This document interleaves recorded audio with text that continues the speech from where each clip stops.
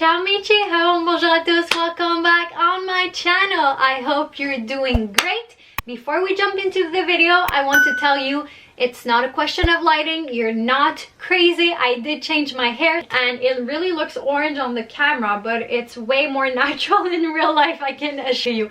And also, you might think that I look tired. Basically, I just did a lash lift and I couldn't wear anything on my eyes, so no mascara, no eyeliner. So that's why I decided to go with a bold lip and more complexion.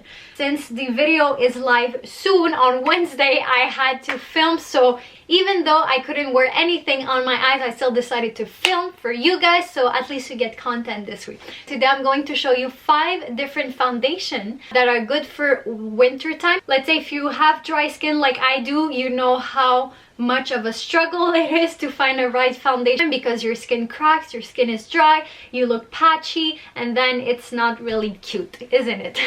So let's jump into the content of the video. Mwah!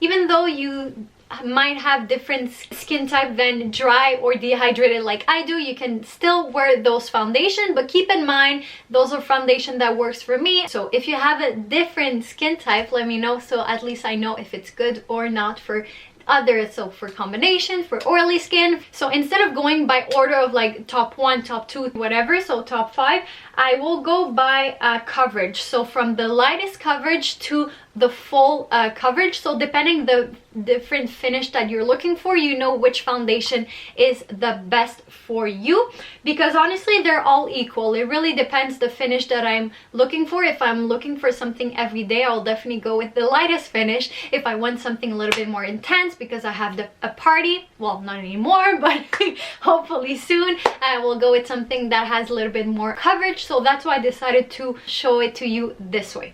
So let me start with the lightest coverage, and this is a foundation that I don't hear a lot because I feel that especially in North America it's not really popular compared to Asia, but it's something that I really like. So those are cushion foundation. So I have this one here from YSL that is Le Cushion Encre de Peau, and I also have the square one that I don't seem to find. I think I left it in my other bag, but it's fine. If you want a natural effect, it's definitely something for every day. Most of the time they come with a sun protection. It's something really important. Even the winter time you still need to apply sun protection, but those are really nice. The only thing, of course, if you want even medium coverage, don't go with cushion foundation, because first of all it will cost a fortune because you'll need so much to cover either your redness or your imperfection. This is something that for the lightest finish you want to go with. If you're someone that is not crazy about a lot of foundation, that doesn't like the finish of a lot of foundation, or even the effect, how the foundation feels like, you'll definitely like the cushion foundation. And if you want, I can do a video of showing you how it looks like. For sure, if you have a lot of imperfection and a lot of things to cover on your skin, I would suggest to go with something like this and then go with your concealer to correct, instead of trying to correct everything with a cushion. One of the reasons why people don't like cushion, I kind of get the idea. It's because basically you open it and then you have your little sponge. I have a new one for you guys. And basically you kind of apply, honestly I never use the cushion, I always go with the brush. But what I usually do, I go with the brush on one side, I apply, and then I turn the brush so you don't how can I say that, you don't put all the bacteria of your skin in the foundation, because it's not like a foundation that you have a pump, you press it in and then you work in from your hand. You need to like put your brush or your cushion back in the product, and this is the fact that I kind of understand why people are not crazy about cushion foundation other than the really light finish. But if you really like the effect and also the kind of glass skin, this is definitely something that you should try. So this is the YSL. I'm in color 20 and this one has a SPF 23. who puts SPF 23. It's either 20 or 25, but anyway.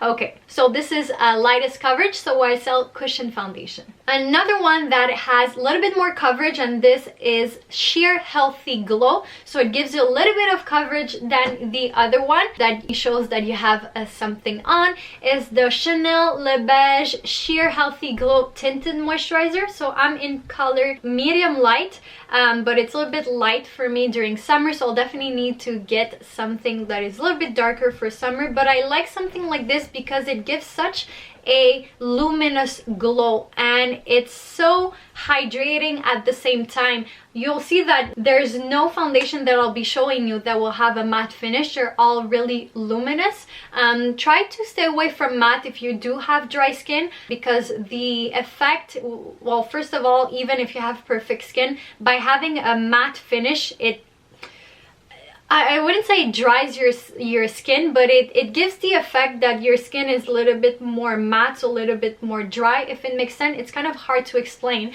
but when you have something a little bit more luminous, it gives such a nice glow, and it's really like, it's smooth at your skin, if it makes any sense. It's kind of hard to explain, especially if I'm not showing it to you. But this is another one that I really like. So the Le Beige Chanel. Third position, so something kind of in the middle, it's the Kevyn Aucoin Skin Illuminating the Etherealist Foundation. So as you can see, I kind of used a lot of this one here. So this one, it gives such a nice and natural effect. I'll try to pop a video so you can see what I'm talking about. I really like the effect that is giving, because yes, it's natural, but it's so smooth. I feel it's not as luminous as the other one, to be honest with you, but if you put the highlight on top, then you're definitely glowing. And it's something that for everyday, really good. The only thing is, like I mentioned in my other video, it's really small. It's like 28 ml, so it's really small. If it's your everyday foundation, you might finish the bottle really quickly, and I think it's like close to $80 for the bottle. So for something everyday, maybe not because of the price, but the finish is really nice. You need to try it.